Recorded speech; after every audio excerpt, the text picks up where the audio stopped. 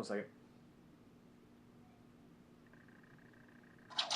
Hey everyone, I'm Bradford Goodrich, and for May 22, 2013, I'm asking the question, what is it about this Jesus? You know, it's hard to start off a video like this and pretend that everything's right in the world.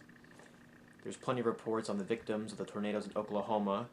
We still think about the lives and the tragedy that was the Boston bombings. And even today I read a report about a soldier in London who was killed in a horrific way. We see these things and we hear these reports constantly, and we're bombarded with it every day on the news, and you can't help but wonder just what's going on with the world. And when we think about tragedies and the devastation, the situations going on in our world, in America, or even right in our own backyard, it even makes us question who we are as a people and who God is to us. Some will even ask, where was God? How can God allow these sorts of things to happen? And why is there so much pain and suffering? If a God really cared, He wouldn't allow any of this.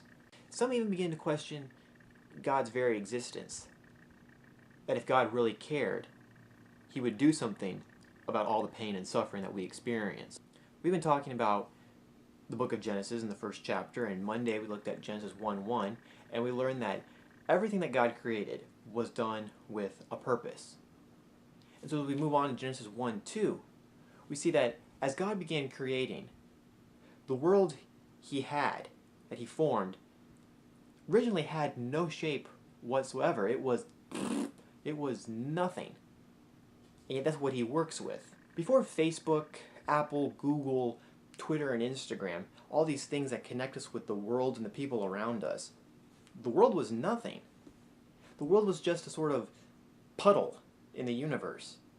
But the constant throughout all of time and history has been God. And so God was there when the earth was nothing. And so before we were anything, God was there.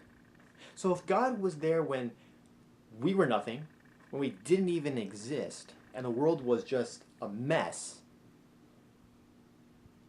wouldn't that mean that He'd be here now? Now that there is something here? Could we really just believe that God created the world and walked away from it all? If God was there when the world was nothing, then when your world feels like nothing, everything's falling apart, you have to know that God is there. And when we read these two verses, it leads to more questions than answers. But if you can walk away with anything today, it's that something is going on here in the Bible.